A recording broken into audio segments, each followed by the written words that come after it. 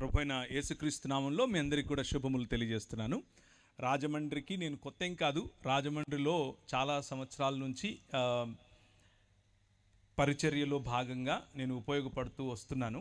ఇక్కడ ఒక శిష్యత్వ శిబిరం దగ్గరలోనే గత 5 ఏళ్లుగా చేస్తున్నాం. నేను ఎక్కువగా అంటే ఇంత పెద్ద పెద్ద మీటింగుల్లో నాకు కొంచెం భయమేస్తుంది. నేను కొంచెం ఒక 10 మంది, ఒక 15 మంది అలాంటి వాళ్ళ మధ్యలో ఎక్కువగా వాడబడుతూ ఉంటాను. నా పిలుపు అదే నేను అనుకుంటూ ఉంటాను. అయితే నన్ను ఇలా మీ మధ్యలో ఇరికించింది ఎవరంటే నోవా గారు లేచి నిలబడండి సార్, మీరు అలా దాచుకోబాకండి. ఈయన చాలా పెద్ద పని చేశాడు. ఏం చేశాడు? నేను చెప్పాను, అయ్యా ఏమైనా డ్రెస్ కోడ్ ఉందా చెప్పండి అంటే, ఏమీ లేదండి. నేను అక్కడికి అడిగాను, తెల్లబట్టలు వేసుకురావాలా లేకపోతే ఇంకేమైనా ఉందా అని అంటే, అన్నం చూడండి చక్కగా కోట్ వేసుకొచ్చాడా. మీరు దగ్గర నుంచి చూస్తే కోటు మీద జింకలు కూడా ఉంటాయి. జింకలున్న కోటు అన్నేసుకొచ్చాడు. నేనేమో ఎర్ర సొక్కాలు నిలబెట్టాడు నన్ను. లేదు, నోవా గారు చాలా ప్రేమతో నన్ను నక్క శ్రీను గారికి నన్ను పరిచయం చేశారు. మీరు ప్రేమతో మీలో ఒకటిగా నన్ను ఆహ్వానించినందుకు సహోదరుడు నక్క శ్రీను వారి కుటుంబానికి నేను, అలాగే స్థానికంగా ఎవరైతే ఈ ప్రోగ్రాం ఆర్గనైజ్ చేస్తున్నారో వాళ్ళందరికీ, నా సహదాసులు, నా సహ పరిచారకులు, నాతో పాటి దేవుని పరిచర్యలో భాగస్వాములైనటువంటి సంగీత బృందం, అలాగే పాటలు పాడేటటువంటి ఆరాధనలో నడిపించినటువంటి స్టీవెన్ గారికి, ఇక్కడ ఉన్నటువంటి సాంకేతిక బృందం అంతటికీ కూడా కృతజ్ఞతలు తెలియజేస్తున్నాను. ఇకపోతే దేవుని వాక్యము మనము ఈరోజు ఎక్కువ సమయం కాకపోయినప్పటికీ ఒక నరేషన్ రూపంలో, అయితే బైబిల్ గ్రంథం చెప్పేటటువంటి ఒక ప్రధానమైన థీమ్ రూపంలో చూసే ప్రయత్నం చేద్దాం. అలా చూడటానికి ముందుగా మనము కొన్ని విషయాలు మనం అర్థం చేసుకోవాలి. బైబిల్ గ్రంథంలో మానవుడు ఎలా పరలోకం చేరాలి అని చెప్పటానికి ఫార్ములా ఇచ్చినట్లుగా కొంతమంది అలా అనుకుంటూ ఉంటారు బైబిల్ గ్రంథం యొక్క ప్రధానమైన థీమ్ గురించి. కానీ అది కాదు బైబిల్ గ్రంథంకు ఉన్నటువంటి ప్రధాన లక్ష్యం. బైబిల్ గ్రంథానికి ఉన్న ప్రధాన లక్ష్యం ఏమిటి అనేది ఈరోజు ఈ సెషన్ ముగించే లోపు మీకు కమ్యూనికేట్ చేయటం, మీకు తెలియచేయటం నేను పెట్టుకున్నటువంటి నా ఎదురుగా ఉన్నటువంటి లక్ష్యం. అయితే అలా చేయటానికి ముందుగా ఒకసారి మత్తయి సువార్త 22వ అధ్యాయాన్ని తీసి చదువుదాం. మనందరం కలిసి చదువుదాము. నేను చదువుతాను, దయచేసి మీరు నాతో పాటి, మీరు ఒకవేళ ఏ భాషలో మీరు బైబిల్ చదివితే ఆ భాషలో నన్ను అనుకరించే ప్రయత్నం చేయండి. 22వ అధ్యాయం 1 నుంచి. యేసు వారికి ఉత్తరమిచ్చుచు తిరిగి ఉపమాన రీతిగా ఇట్లనెను, పరలోక రాజ్యము తన కుమారుని పెండ్లి విందు చేసిన ఒక రాజును పోలి ఉన్నది. ఆ పెండ్లి విందుకు పిలువబడిన వారిని రప్పించుటకు అతడు తన దాసులను పంపినప్పుడు వారు రానొల్లకపోయిరి. ఆ తరువాత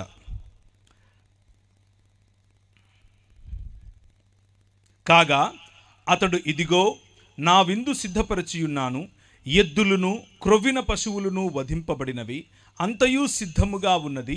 పెండ్లి విందుకు రండని పిలువబడిన వారితో చెప్పుడని వేరే దాసులను పంపెను. కానీ వారు లక్ష్యము చేయక ఒకడు తన పొలమునకును మరియొకడు తన వర్తకమునకు వెళ్ళిరి.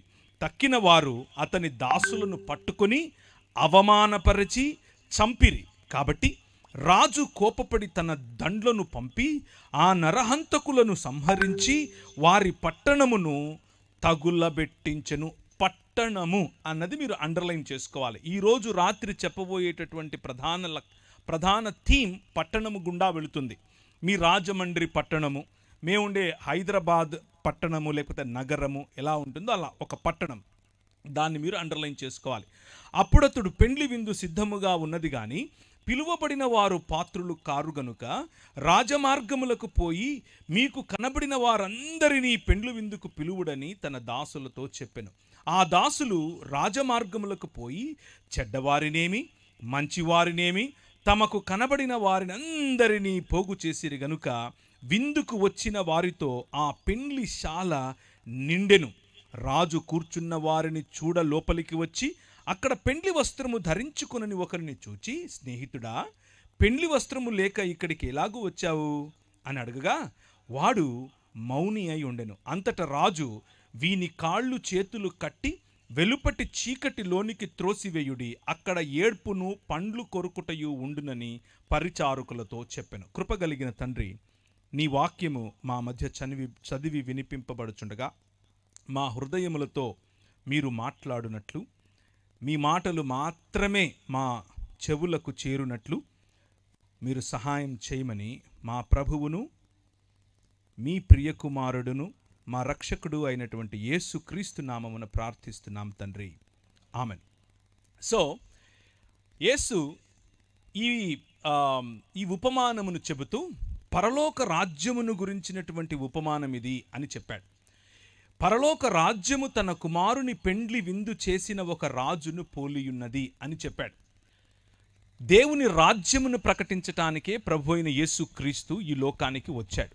మనం ఏ విధంగా ఈ ప్రపంచాన్ని విడిచి ఇంకొక లోకానికి వెళ్ళిపోవాలి అన్న ఫార్ములా ఇవ్వటం కోసం వచ్చాడు అని చెప్పటం మతం మాత్రమే. కానీ మత ప్రాతిపదిక నుంచి కొద్దిగా పైకి లేచి దేవుని రాజ్యం అన్నటువంటి ప్రాతిపదికలో దేవుని వాక్యాన్ని గనక అర్థం చేసుకుంటే చాలా సులువుగా, అరటిపండు ఒలిచి నోట పెట్టినట్లుగా చాలా సులువుగా, సరళంగా మనకు అర్థమవుతుంది. దేవుని వాక్యాన్ని దానికి ఉన్నటువంటి సందర్భం, దానికి ఉన్నటువంటి ప్రాధాన్యత, ఏ విషయములను వాక్యం ఎన్నుకొని చెప్పదలుచుకుందో ఆ విషయములను అధ్యయనం చేయటం ద్వారా మనం దేవుని హృదయానికి దగ్గరగా, ఆయన చెప్పాలనుకున్నటువంటి సందేశాన్ని దగ్గరగా అర్థం చేసుకునేందుకు అవకాశం ఉంటుంది. అలా కాకుండా 2000 సంవత్సరాల క్రితం చెప్పబడినటువంటి మాటలకు 2000 సంవత్సరాల తర్వాత మన మనసులో వచ్చే ప్రశ్నలను వాటిపై కృమ్మరించి దాని నుంచి ఏదో సంపాదించాలి అని ప్రయత్నం చేయటం వల్ల మతం కడతాం. అదే ప్రపంచ క్రైస్తవ సముదాయంలో అనేక శాఖలుగా, భిన్న భిన్న సమయాల్లో భిన్న భిన్న శాఖలుగా విడిపోయినటువంటి క్రైస్తవానికి ఉన్నటువంటి ఒక ఐడెంటిటీ. కనుక ఈరోజు సాయంకాలం మనం చదివిన, మనం నేర్చుకున్నదంతటినీ కూడా కొద్దిగా అలా పక్కన పెట్టి ఫ్రెష్గా, తాజాగా దేవుని వాక్యాన్ని ఉన్నదున్నట్లుగా, ఆయన చెప్పింది చెప్పినట్లుగా అర్థం చేసుకునే ప్రయత్నం చేద్దాం. ప్రభువు లేకపోతే దేవుడు ఒక విందును చేయాలి అని ఆశపడ్డాడు. దేవుడు తన ఇంటిని, తన భవనాన్ని భూమి ఆకాశములుగా నిర్మించాడు. ఆ భవనంలో ఒక క్రమాన్ని ఏర్పరచాడు. ఆ క్రమము ఉదయముకు ఒక వెలుగు, రాత్రికి ఒక వెలుగు రూపంలో, ఎక్కడ నీళ్లు ఆగాలో ఆ నీళ్ల యొక్క లేకపోతే మంచిగా పచ్చిక పండటానికి కావలసిన వనరుల రూపంలో, చెట్ల రూపంలో, పశు పక్షులకందరికీ కూడా కావలసిన నీడ మరియు పళ్ళ రూపంలో చక్కటి ఒక గార్డెన్, ఒక తోటను క్రమంగా వేశాడు. క్రమంగా వేసినటువంటి ఆ తోటలో మనిషిని, అనగా నిన్ను నన్ను, మనుష్యులనందులో ఉంచి ఆ 3 పదాలు లేకపోతే 3 రకాలుగా వారికి ఒక మాట చెప్పాడు.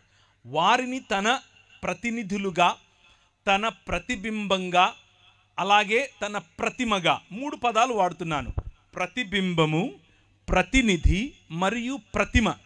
ఆయన నిర్మించినటువంటి ఆయన ఆలయంలో, అనగా భూమి ఆకాశములు అనేటటువంటి ఆలయంలో మనిషిని ఆయన ప్రాణ ప్రతిష్ఠ చేసి తన ప్రతినిధిగా ఉంచాడు. ప్రాణ ప్రతిష్ఠ చేసి ప్రతిబింబంగా ఉంచాడు. ప్రాణ ప్రతిష్ఠ చేసి ప్రతిమగా ఉంచాడు. అలా ఉంచినటువంటి మనిషిని ఏమని చెప్పాడు అనంటే, నువ్వు నా స్వరూపము, నా పోలిక గనుక నేను నీకిచ్చే అధికారముతో ఈ ప్రపంచాన్ని, అనగా ఈ భూమిని ఫలించు, విస్తరించు, భూమిని నిండింపచేయి, అభివృద్ధి చెందు మరియు దానిపై ఏలుబడి చేయమన్నాడు, రాజ్యం చేయమన్నాడు. దేవుని రాజ్యము యొక్క ప్రతినిధి మనిషి, దేవుని స్వరూపము యొక్క ప్రతిబింబం మనిషి, దేవుని స్వరూపము యొక్క ప్రతిమ మనిషి. దేవుని రాజ్యము యొక్క ప్రతినిధి, దేవుని పోలిక యొక్క ప్రతిబింబం మరియు దేవుని స్వరూపము యొక్క ప్రతిమే మనిషి. ఈ ఆలయాన్ని, ఆయన నిర్మించినటువంటి భూమి ఆకాశములనే ఆలయాన్ని క్రమముతో ఆయన రాజ్యముగా నడిపించమని బాధ్యతతో కూడినటువంటి అధికారాన్ని మనిషికిచ్చాడు.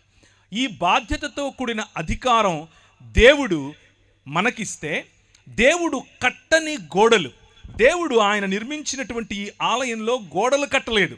ఆయన న్యాచురల్గా ఉండే హద్దులు ఇచ్చాడు. వాటి హద్దులను దాటి నీళ్లు రావట్లేదు, దాని హద్దును దాటి గాలి వీయట్లేదు, దాని హద్దును దాటి చెట్టు పెరగట్లేదు. లాస్ ఆఫ్ నేచర్, లేకపోతే ఈ స్వాభావికంగా ఉండేటటువంటి కొన్ని హద్దులను ఈ ప్రపంచానికి ఏర్పరిచి దాని ద్వారా సురక్షితమైనటువంటి జీవన విధానాన్ని మనుషులకు ఇచ్చాడు. ఆ సురక్షితమైన జీవన విధానంలో అన్ని సుభిక్షంగా ఉన్నాయి.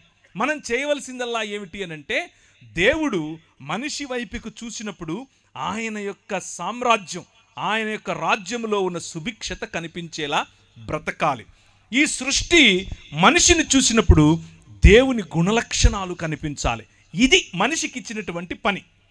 అందుకనే మనలను అనగా మనుష్యులను రాజులైన యాజకులు అని పిలిచాడు. రాజులు ఏలతారు, యాజకులు స్తుతి స్తోత్రములను ఆయనకు అందజేస్తారు.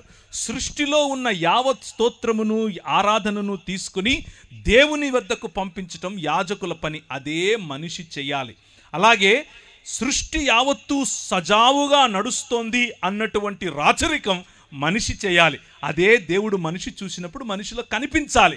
ఇది దేవుడు మనిషికి ఇచ్చినటువంటి ఆయన రాజ్యభారం, ఆయన భుజములకు, మన భుజములకు ఇచ్చినటువంటి ఆయన పౌరసత్వం, ఆయన రాజ్యములో ఉన్న పౌరసత్వం. అయితే మనిషి దేవుణ్ణి తిరస్కరించాడు.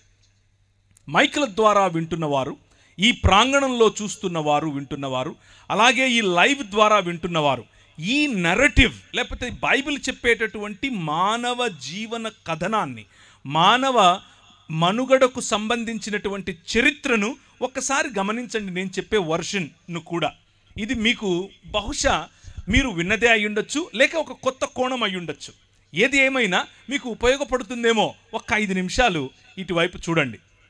దేవుడు ఏర్పరిచినటువంటి ఈ రాజ్యంలో మనిషిని దేవుడు నువ్వు ఏలమని చెబితే, మనిషి అంధకార సంబంధమైన దురాత్మ సమూహములుగా ఉన్నటువంటి ఈ లోక మర్యాదకు తలవంచాడు.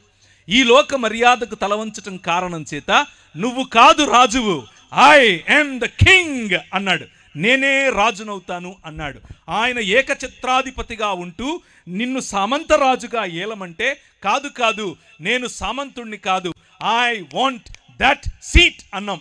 నాకు నువ్వు కూర్చున్న సింహాసనం కావాలి అనగా దేవునికి సమానత్వాన్ని మనం కోరుకున్నాం. అలా కోరుకున్న మరుక్షణం అటు పూర్తిగా మనిషిగా బ్రతకలేకపోయాం, ఇటు దేవుడు కాలేకపోయాం. అదే ఈరోజు మనిషి ఉన్నటువంటి స్థితి. ఆ స్థితినే పతన స్థితి అని పిలుస్తారు.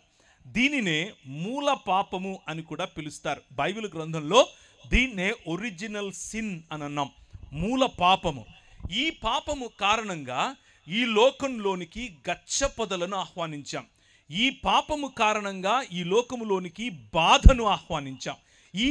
ఈ దేవుణ్ణి తృణీకరించటం కారణంగా ఈ లోకంలోనికి మనిషికి మధ్య ఉన్న సంబంధాలలో మనం చేదును ఆహ్వానించాం. దేవునితో సంబంధాన్ని కోల్పోయిన కారణం చేత జంతువులు మన మీద తిరగబడ్డాయి, సృష్టి మన మీద తిరగబడింది, గాలి మన మీద తిరగబడింది, నీరు మన మీద తిరగబడింది, భూమి మన మీద తిరగబడింది. మనము అధికారం చేయాల్సినటువంటి ఈ ప్రపంచం మనపై అధికారం చేయటం మొదలుపెట్టింది. కారణం ఏమిటి అనంటే, అంధకార సంబంధమైన దురాత్మ సమూహములకు మనము కొమ్ము కాసేట్లుగా నిర్ణయం తీసుకున్నాం. ప్రభు అన్నాడు, రాజ్యము నాది. మనం అన్నాం, కాదు నీది కాదు, రాజ్యం నాది అని అన్నాం. దాని పర్యవసానం మనుష్యుల మధ్యలో మనిషికి పొసగకపోవటం. అత్తకు కోడలకు పడదు, అమ్మకు కూతురుకు పడదు, నాన్నకు టీనేజ్ బాయ్కి పడదు.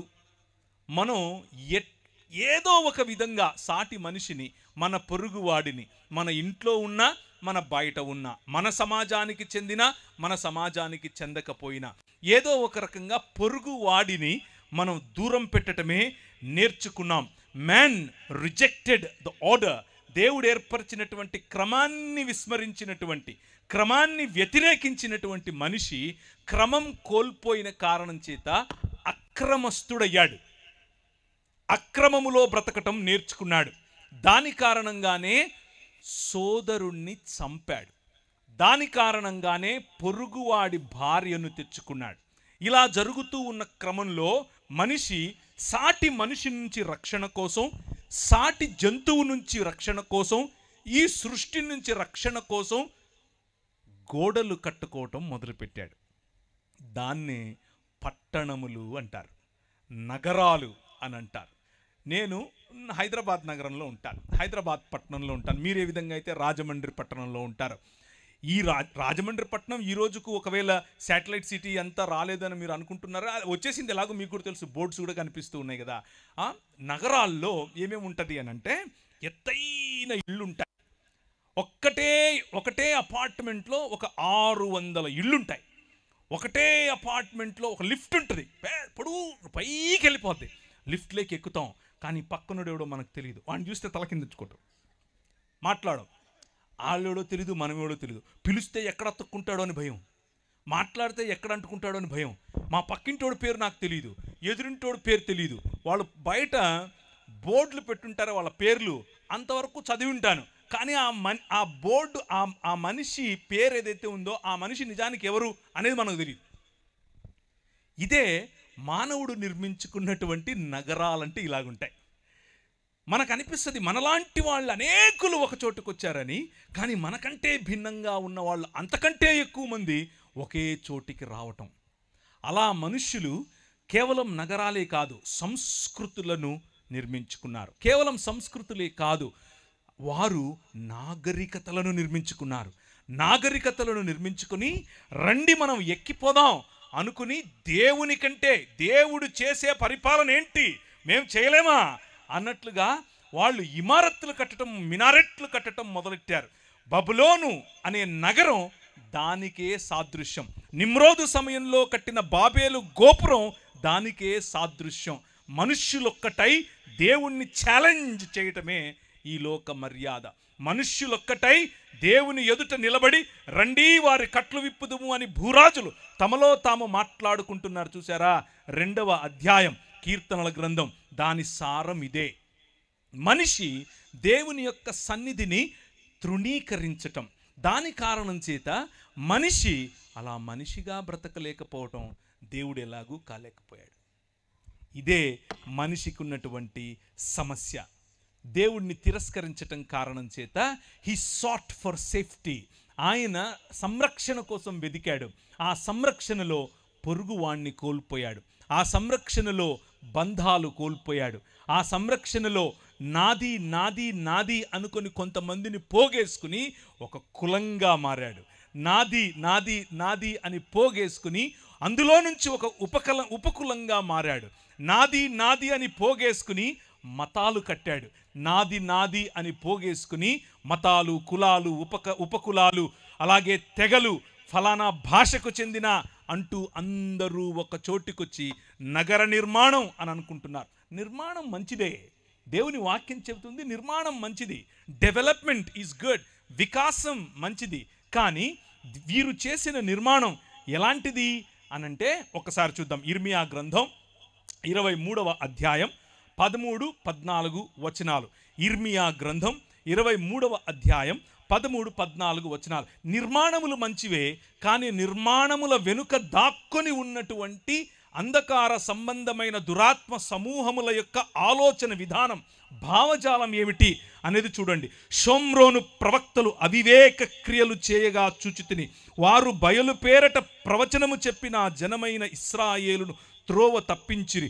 యెరూషలేము ప్రవక్తలు ఘోరమైన క్రియలు చేయగా నేను చూచితిని, వారు వ్యభిచారులు, అసత్యవర్తనులు, ఎవడునూ తన దుర్మార్గత నుండి మరలా దుర్మార్గుల చేతులను బలపరుస్తూ ఉన్నారు. వారందరూ నా దృష్టికి సొదొమ వలె అయిపోయారు, దాని నివాసులు గొమొర్రా వలె అయిపోయారు. కాబట్టి సైన్యములకు అధిపతియగు యెహోవా ఈ ప్రవక్తలను గూర్చి సెలవిచ్చున్నదేమనగా, యెరూషలేము ప్రవక్తల అపవిత్రత దేశమంతటా వ్యాపించెను, కాబట్టి తినుటకు మాచిపత్రియు త్రాగుటకు చేదు నీళ్ళు వారికి నేను ఇస్తాను. ఈ నగరముల వెనుక, ఈ నిర్మాణముల వెనుక, ఈ సొదొమ వెనుక, ఈ గొమొర్రా వెనుక ప్రయాణం చేసే వారిని పరిపాలించే వారిని ఈ మార్గముల గుండా తీసుకుని వెళ్ళే భావజాలం ఒకటి ఉంది. ఆ భావజాలం ఏమిటి? యెహెజ్కేలు గ్రంథం 14వ అధ్యాయం 49-50 వచనాలు. నీ చెల్లెళ్ళైన సొదొమ్మ చేసిన దోషమేదనగా.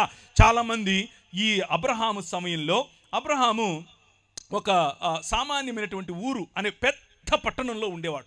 ఊరు అనేది ఆ రోజుల్లో చిన్న ఊరు కాదు, ఒక పట్టణం. ఆ పట్టణం మెసొపొటేమియా ప్రాంతానికి కేంద్రం. మెసొపొటేమియా అనేది ఆ రోజుల్లో ఈరోజు అమెరికా ఎలాంటిదో అలాంటిది. ఆ రోజుల్లో ఊరు అనంటే ఈరోజు అమెరికాలో ఉన్న వాషింగ్టన్ లాంటిది, లేకపోతే న్యూయార్క్ లాంటిది, లేకపోతే లాస్ ఏంజలస్ లాంటిది. అలాంటి దేశంలో, అలాంటి పట్టణంలో ఉన్నటువంటి అబ్రహామును దేవుడు అన్నాడు, come out of it, I am the king అని పిలిచాడు. నువ్వు ఏదైతే చూస్తున్నావో ఈ మనుషులు నిర్మించుకున్నటువంటి ఈ నాగరికత అది కాదు. నేను నీ ద్వారా ఒక రాజ్యం కడతాను, నీ ద్వారా ఈ ప్రపంచాన్ని ఆశీర్వదిస్తాను, కమ్ అని పిలిస్తే ఆయన అన్నాడు సరే వచ్చేస్తానని చెప్పి మొత్తం ఆయన బయలుదేరి వచ్చేసాడు. ఆయన వచ్చేస్తూ ఉంటే ఆయనతో పాటు ఇంకొక ఆయన వచ్చాడు. ఆయన పేరేంటి? లోతు మరియు అబ్రహాము కలిసి ప్రయాణం చేస్తున్నారు. వారు దేవుని కొరకు, దేవుని పిలుపు మేరకు వారి సొంత స్వజాతిని విడిచారు, వారి సొంత ఇళ్లను విడిచారు, వారి సంస్కృతిని విడిచారు. దేవుడు వారి నగరాన్ని విడిచారు, వారి నిర్మాణాలను విడిచారు. ఇప్పుడు దేవుడు కట్టబోయేటటువంటి ఒక రాజ్యంలోనికి మేము ప్రవేశించబోతున్నాం. దేవుడు మా ద్వారా ఒక రాజ్య నిర్మాణం చేస్తాడట. కోల్పోయినటువంటి క్రమాన్ని ఈ ప్రపంచంలోనికి మళ్ళా తీసుకొస్తాడట అని వచ్చినటువంటి ఈ అబ్రహాము మరియు లోతుల మధ్య ఒక చిన్న, వారిద్దరి మధ్య కాకపోయినా వాళ్ళ మధ్యలో ఒక చిన్న దాన్ని ఏమంటారు, అసఖ్యత మొదలైంది. కారణం ఏమిటి? మనం ఆల్రెడీ చూసాం. మనిషి దేవుణ్ణి తృణీకరించాడు కాబట్టి మనిషి ఓర్వలేడు, మనిషి సహించలేడు, మనిషితో మనిషి కలిసి ఉండలేని పరిస్థితి. నాది అని కట్టుకునే భావజాలం ఒకటి ఉంది. ఆ భావజాలం లోతు